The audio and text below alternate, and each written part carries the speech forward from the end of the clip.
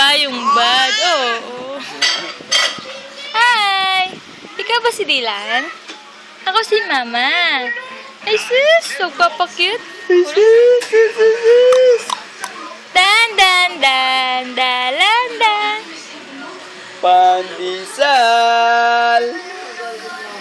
Ako si Dylan.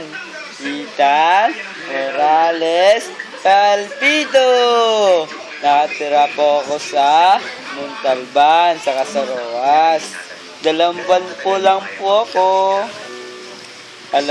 Pangalan ng mama ko, Eliza Morales.